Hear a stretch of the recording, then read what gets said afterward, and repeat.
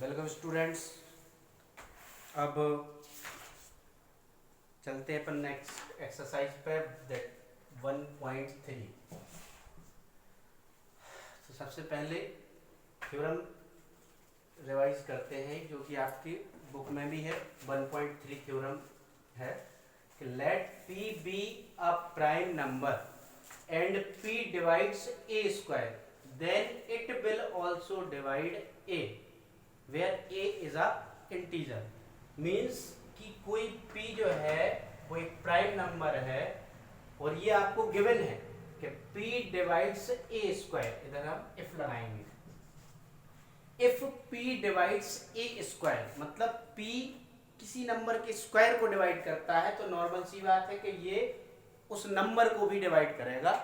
For example 6 square, इसको 2 divide कर रहा है। 2 आपका प्राइम नंबर है, दैट इज p।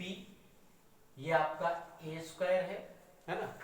तो इधर आप देखें 36, तो 2 जो है 36 को डिवाइड कर रहा है, मतलब a स्क्वायर को डिवाइड कर रहा है। तो a क्या है, a स्क्वायर, a क्या है 6, तो ये 2 जो है 6 को भी डिवाइड करेगा। Simple, clear. बस एक बात दिमाग पर रखनी है कि p is a prime number. ये केस स्पेशली किसके लिए है, प्राइम नंबर के लिए, कि जब p प्राइम नंबर हो। क्लियर। तो यहाँ आपको प्राइम नंबर, जैसे आप 2 के प्लेस पे 3 ले सकते हैं, ये भी प्राइम है। तो ये 3 जो है 6 के स्क्वायर, a स्क्वायर 36 को डिवाइड कर रहा है ना। तो ये इसके स्क्वायर रूट मतलब a को भी डिवाइड करेगा 3। क्लियर। तो ये थ्योरम आप दिमाग में रखेंगे, पॉज करके इसको नोट कर सकते हैं आप।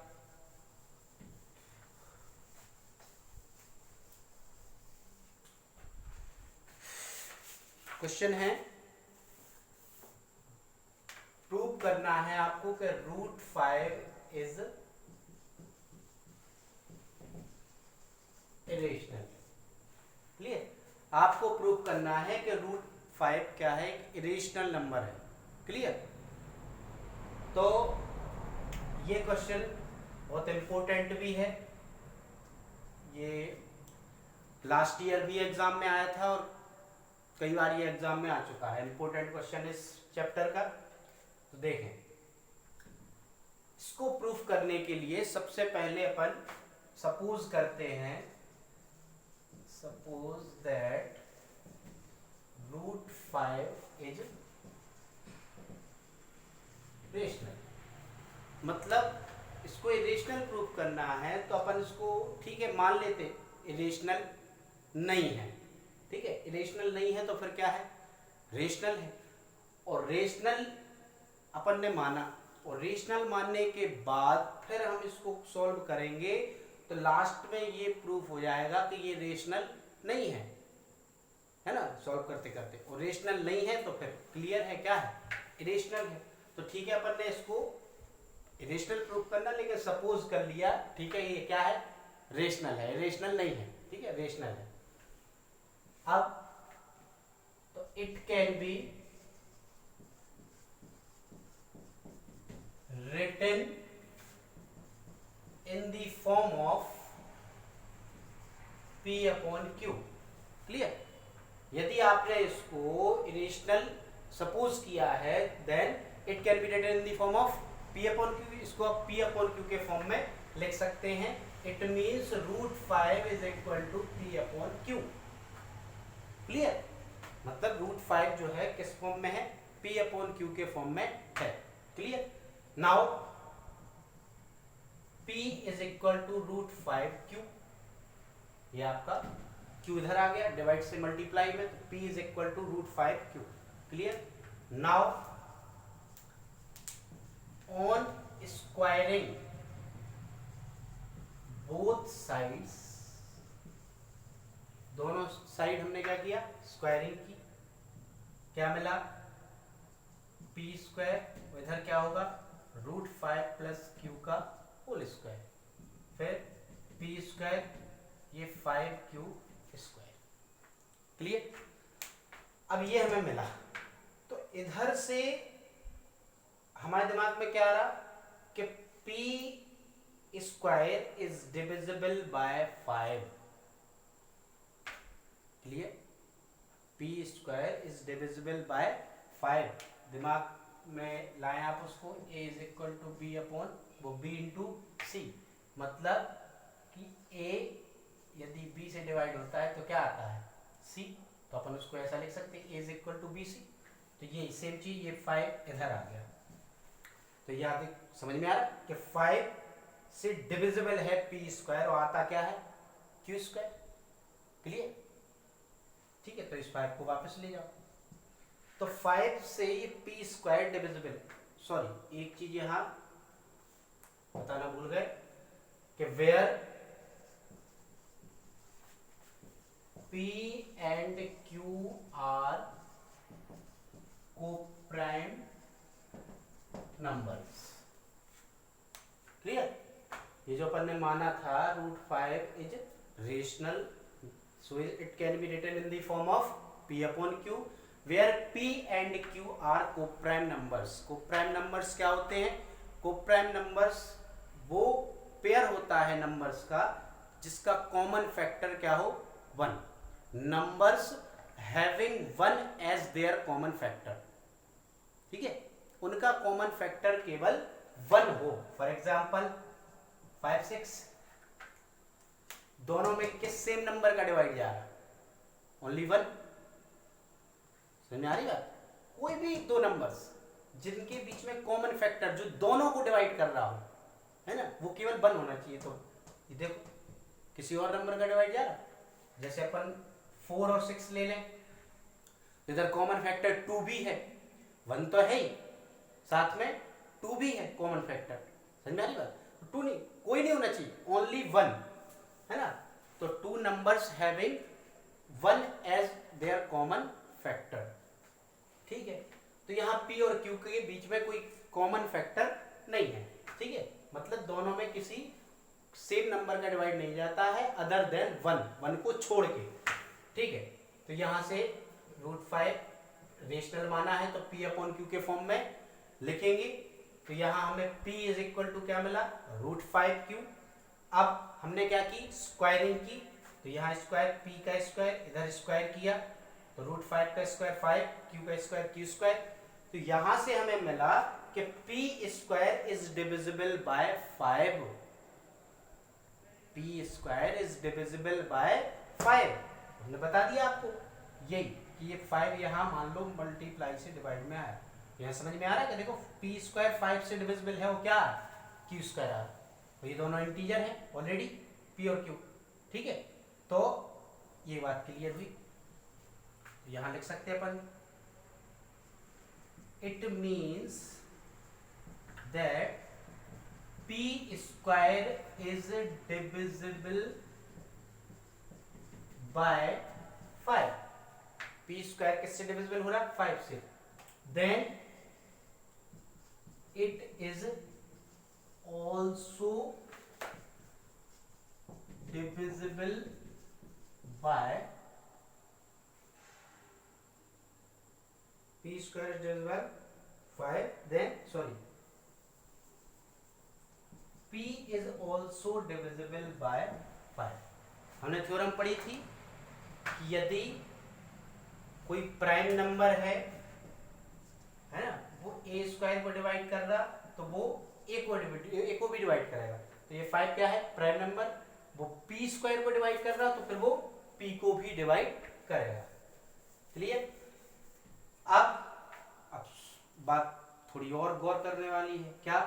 देखें कि जब पी स्क्वायर 5 से डिविजिबल है तो क्या आता है क्यू स्क्वायर, इधर ये रहा पी स्क्वायर, ये 5 इधर आएगा डिवाइड में, 5 का डिवाइड जब पी स्क्वायर में दो तो क्या आता है क्यू स्क्वायर, तो ये इधर लिखा है। लेकिन ये वाली लाइन कहाँ है, P is also divisible by 5, मतलब जब P डिविजिबल है 5 से तो कुछ ना कुछ तो आता होगा, है ना। तो अपन यहाँ लिखेंगे P is equal to 5m, मतलब कुछ भी लिख सकते हैं, जरूरी नहीं है m, है ना। ये P ये Q ये कोई भी अल्फा बेटा आप यूज कर सकते हो। तो यहाँ m लिया आप कुछ भी ले सकते। तो यहाँ कि ये P जो है यहाँ लिखा है ना P 5 से डिविजिबल है, तो p जब 5 से डिविजिबल है तो कुछ ना कुछ तो आता होगा। तो देखो ये 5 नीचे ले जाओ कि जब 5 से डिविजिबल है p तो कुछ ना कुछ तो सामने आता होगा। जैसे ऊपर वाली लाइन तो ऑलरेडी थी अपने पास कि ये p स्क्वायर 5 से डिविजिबल है तो क्या आता है q स्क्वायर। तो ऐसे ये थ्योरम के अकॉर्डिंग जो लाइन आई कि p भी डिविजिबल होगा, तो जब p डिविजिबल होगा 5 से तो कुछ ना कुछ तो आएगा, तो वो हमने मान लिया लेट m। तो यहाँ क्या हो गया p is equal to 5m। Clear. Now फिर से now on squaring both sides, फिर से स्क्वायर करो तो यहाँ क्या होगा p स्क्वायर इधर 5m का होल स्क्वायर, तो p square is equal to 25m square. अभी ये जो p डिविजिबल वाली लाइन थी, p is also divisible of 5, ये जो लाइन मिली हमें इसका हमने स्क्वायर किया। ठीक, अब p स्क्वायर की वैल्यू पुट करो इधर। क्यों? क्योंकि p वाली लाइन तो हो चुकी कि p square is divisible by 5, p is also divisible by 5, तो हमें p की जरूरत नहीं है। अब हमें बात किसकी करनी है? q की। तो अब ये p नहीं चाहिए, p को रिप्लेस करो, है ना, p की वैल्यू को सब्स्टिट्यूट करके यहाँ q के फॉर्म में लाओ। तो देखो p square is equal to 5q square, तो p स्क्वायर की जगह हम क्या लिख सकते हैं 5q square is equal to 25m square. ये p स्क्वायर की वैल्यू इधर थी ना 5q स्क्वायर, तो यहाँ p स्क्वायर की जगह ये लिख सकते हैं, है ना। अब इस लाइन को इधर वापस लिखें कि 5q square is equal to 25m square. तो ये 5 25 के डिवाइड में जाएगा, कैंसिल हो जाएगा, 5 5 जा 25, ये बचेगा। तो यहाँ से फिर वही बात, यहाँ हमने क्या बोला था कि p square divisible by 5, p square जो है 5 से डिविजिबल है, क्या आता है q स्क्वायर। क्लियर। तो सेम चीज यहाँ ये आ गया, तो ये क्या है q square is divisible by 5, ये 5 को मल्टीप्लाई से डिवाइड बना तो यहाँ पर लिखेंगे it means same line, it means q square is divisible by 5, then q will also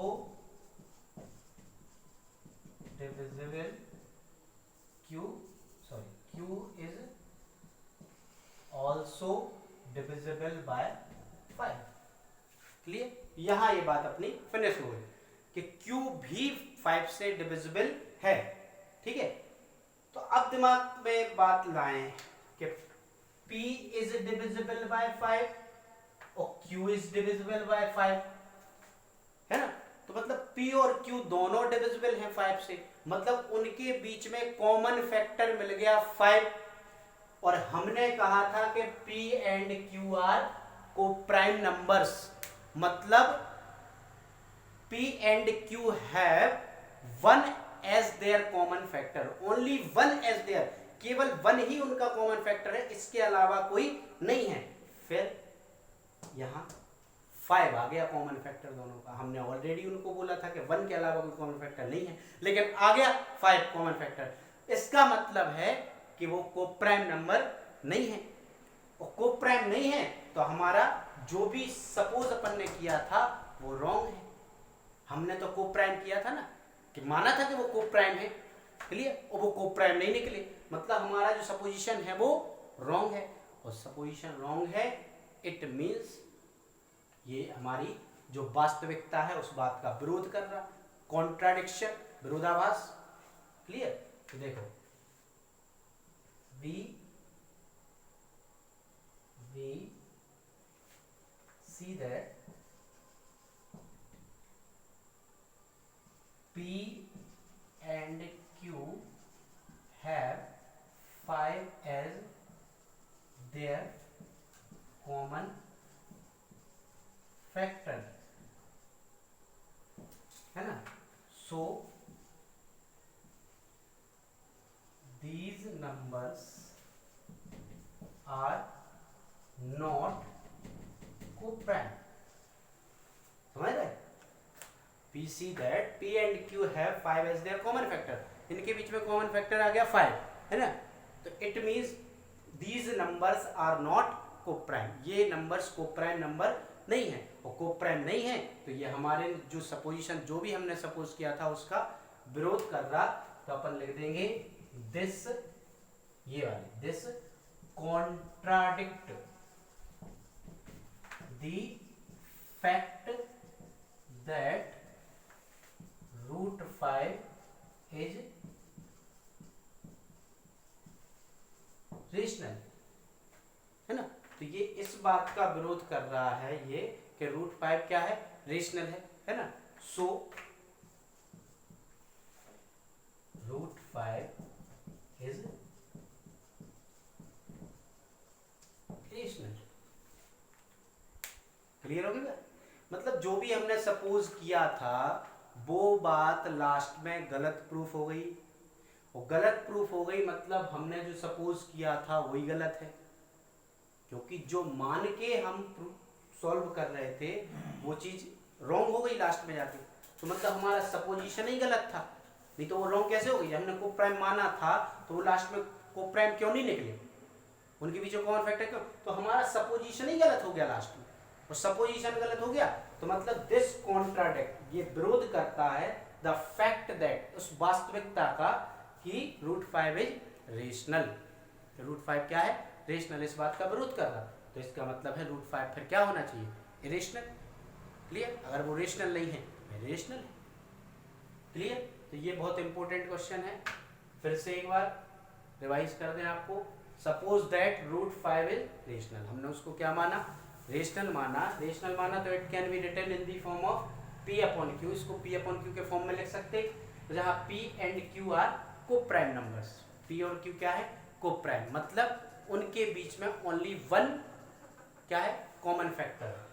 अब √5 को P/Q के फॉर्म में लिख सकते हैं, तो इधर से Q मल्टीप्लाई में गया तो P is equal to √5Q, दोनों तरफ स्क्वायरिंग की ताकि ये रूट हट जाए, तो P² is equal to √5Q², तो P² √5 का स्क्वायर 5, ये तो यहाँ से हमें क्या मिला कि ये P² जो है डिविजिबल बाय 5, ये 5 इधर डिवाइड में आएगा ना, 5 से डिविजिबल है, और क्या आ रहा, Q², तो it means that P² is divisible 5, और ये हमने पढ़ा है कि यदि P² डिविजिबल है किसी प्राइम नंबर से, थ्योरम है ना, तो P भी डिविजिबल होगा प्राइम उस 5 से। अब P² जब डिविजिबल है 5 से तो क्या आता है, Q², तो जब P डिविजिबल है 5 से तो क्या आ रहा है, M, ये हमने माना, वो लाइन हमारे पास थी, ये लाइन हमने मानी। अब यहाँ फिर से स्क्वायरिंग की अपन ने, इस पे जो आया है, तो P² 5² 25 M²। अब हमें चूंकि P² की कोई डिमांड नहीं है, P² की अपन का डिस्कस कर चुके ऊपर, तो अब P² को हम सब्स्टिट्यूट करेंगे, तो P² की जगह पे क्या लिखा हमने, 5Q², इधर से। क्लियर? तो अब हमें Q मिल गया, अब ये इस तरीके से 5 इधर डिवाइड में गया, तो ये लाइन मिली हमें, तो यहाँ से फिर मिल गया हमें 5Q² इज डिविजिबल बाय 5, तो Q is also divisible by 5। ठीक है, तो उनके बीच में कॉमन फैक्टर क्या आ गया, 5। इसका मतलब है वो को प्राइम नहीं है, तो our supposition, our assumption is wrong, जो भी हमने माना था वो एजप्शन जो है क्या है, गलत है, और एजप्शन गलत है मतलब ये इस बात का विरोध करता है कि ये क्या है, रेशनल। क्लियर? विरोध ही कर रहा, क्योंकि हमने को प्राइम माना था लेकिन को प्राइम नहीं निकला, मतलब ये इस बात का विरोध कर रहा है कि ये रेशनल नहीं है, और रेशनल नहीं है तो फिर इरेशनल है। ये आपका प्रोसीजर है √5 को इरेशनल प्रूफ करने का, सिंपल, इसको आप नोट कर सकते हैं, कोई प्रॉब्लम हो तो आप शेयर कर सकते हैं बाद में। क्लियर?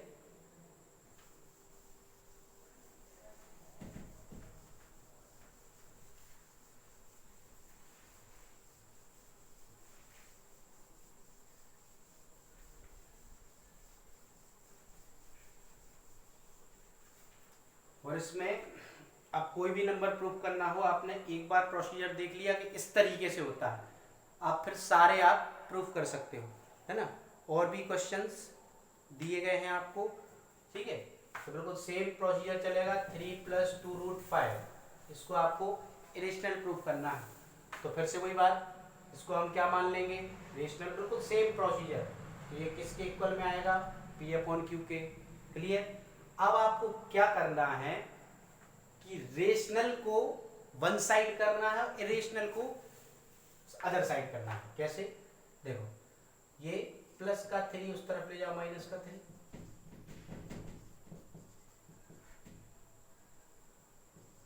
क्लियर? फिर ये 2 मल्टीप्लाई इधर डिवाइड में,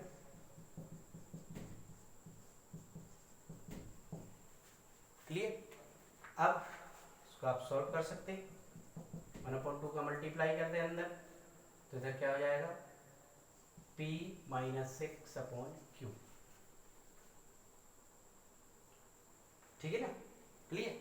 अब आप इधर देखें, ये क्या है, रेशनल है, किसके फॉर्म में है, p और q के फॉर्म में है, p/q के फॉर्म में है, और p और q इंटीजर है, तो ये क्या है, रेशनल। सामने क्या है, इरेशनल, और ये इक्वल नहीं हो सकते, क्लियर? लेकिन हमारे इक्वल आ गए, तो मतलब हमने जो सपोज किया था कि ये रेशनल है वो गलत था, है ना? और assumption is wrong, that's why ये नंबर जो है क्या हो जाएगा, इरेशनल। तो बस ऐसे कोई नंबर अदरवाइज आते हैं तो आपको यही टारगेट करना है कि ये इरेशनल वन साइड अलग कर लो और बाकी को अदर साइड अलग कर लो, तो एक तरफ आपका रेशनल हो जाएगा, एक तरफ इरेशनल, तो ये हमारी बात फिर गलत हो जाएगी, क्योंकि एक रेशनल एक इरेशनल के इक्वल नहीं हो सकता, तो हम वही हमारा एजम्पशन रॉन्ग हो जाएगा और फिर हम इसको इरेशनल बोल सकते हैं। इस तरीके से आप कोई भी कर सकते हैं, ठीक है? ये आपके एग्जाम्पल में भी विथ लैंग्वेज है, कोई प्रॉब्लम होती है तो आप शेयर कर सकते हैं। दूसरी बात बताएं आपको हम कि 1/√2 है, ये सब सेम है, कोमा 7√5 है, फिर 6+√2 है, ठीक है? तो इसमें एक चीज और है, जैसे अपन ने पर्टिकुलर √2 को इरेशनल प्रूफ किया, पर्टिकुलर √5 को इरेशनल प्रूफ किया, पर्टिकुलर √2 को इरेशनल प्रूफ किया, प्रोसीजर वही है। तो √5 को जैसे किया √2, 5 की जगह 2 हो गया, सेम है। तो पर्टिकुलर इसको आप इरेशनल प्रूफ कर सकते हैं। उसके बाद फिर हमने 9th क्लास में पढ़ा था कि रेशनल और इरेशनल नंबर का एडिशन हो, सब्ट्रैक्शन हो, मल्टीप्लिकेशन हो या डिवीजन हो, है ना, ऑलवेज क्या आता है, इरेशनल ही आता है, क्लियर? ये 9th में हमने पढ़ा था, है ना? 9th में आप जाएं, समरी में लिखा हुआ है। तो चूंकि ये क्या है, मान लो हमने इसको पर्टिकुलर प्रूफ किया, √2 को इरेशनल, तो √2 इरेशनल हो गया, और 1 क्या है, रेशनल है, और दोनों का क्या हुआ, डिवीजन, तो वो भी क्या होगा, इरेशनल। थ्योरम है अपनी, ठीक है? तो इसको आप पर्टिकुलर, यहाँ क्या आ जाएगा, 7 रेशनल, √5 इरेशनल, दोनों का मल्टीप्लीकेशन भी इरेशनल, यहाँ दोनों का एडिशन क्या, इरेशनल, क्लियर? क्योंकि ये 6 क्या है, रेशनल, इसको हम प्रूफ कर ले, मतलब जो भी प्रूफ किया था पर्टिकुलर, उससे आप प्रूफ करके और ऐसे बोल सकते हैं। तो पर्टिकुलर अलग से भी सॉल्व कर सकते हैं, ऐसे करना हो तो वैसे भी आप सॉल्व कर सकते हैं, कोई दिक्कत नहीं, clear?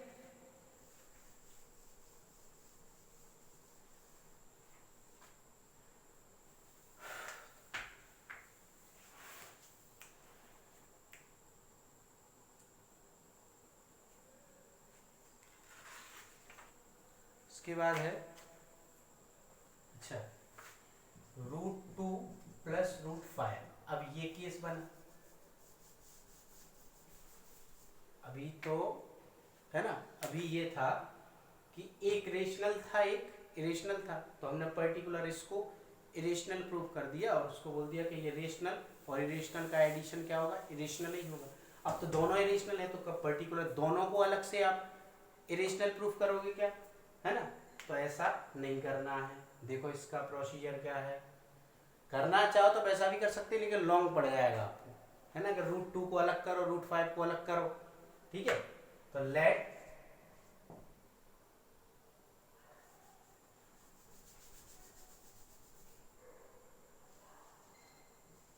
Suppose that √2 plus √5 is rational, वही line, so it can be written in the form of P upon Q. Suppose that √2 plus √5, वही प्रोसीजर, रेशनल उसको सपोज किया तो P अपॉन Q के फॉर्म में आप लिख सकते हो। क्लियर? वेयर वही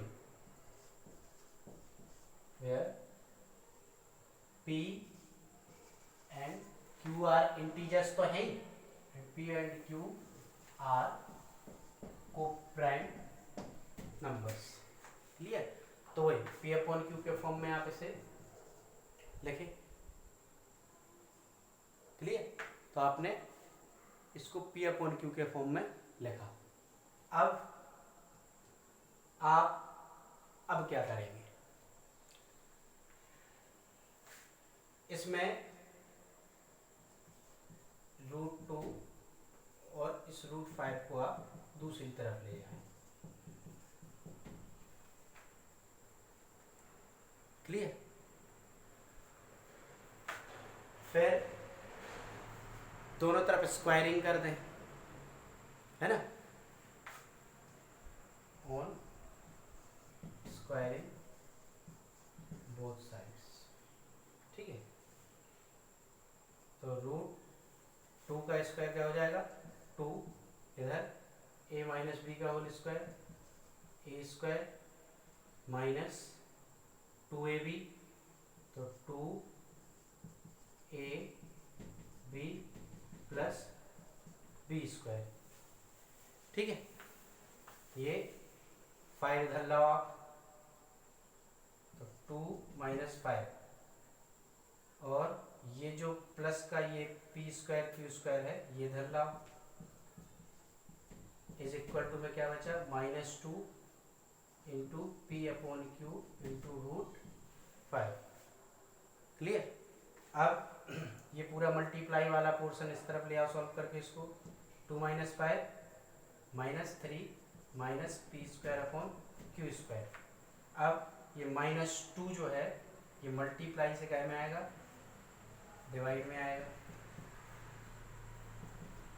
ये P अपॉन Q इस तरफ आएगा, Q अपॉन P हो जाएगा, is equal to √5। Clear?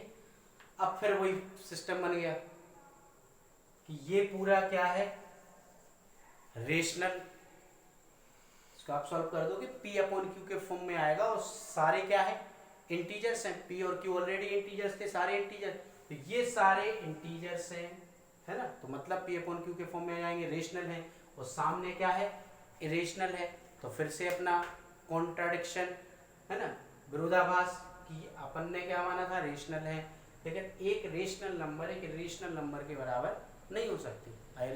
Rational number can never be equal to the irrational number, so this contradict the fact that this number is rational, so ये क्या हो जाएगा, irrational। Clear?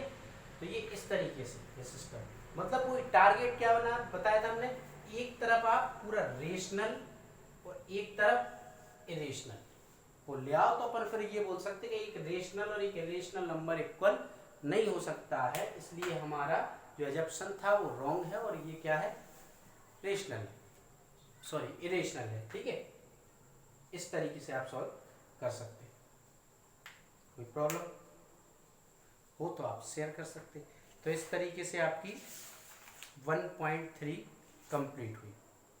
ठीक है, जो आपको अलग से √5 प्रूफ करना बताया था, तो √5 √2 √7 ये सब हो जाएंगे अलग से सेपरेट, और फिर अगर ऐसे आते हैं तो आपका ऐसे क्वेश्चंस में एक ही टारगेट रहना चाहिए कि वो सिस्टम वही है, P अपॉन Q के एक तरफ आपको रेशनल और एक तरफ इरेशनल इस तरीके से बनाना है, तो फिर अपन बोल सकते हैं कि रेशनल और इरेशनल नंबर इक्वल नहीं हो सकते, मतलब हर क्वेश्चन में।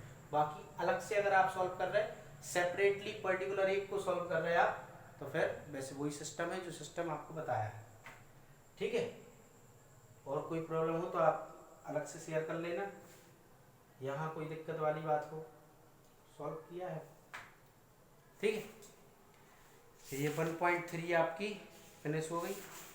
इसके बाद लास्ट एक्सरसाइज बची है 1.4, ठीक है। तो इसके लिए अपन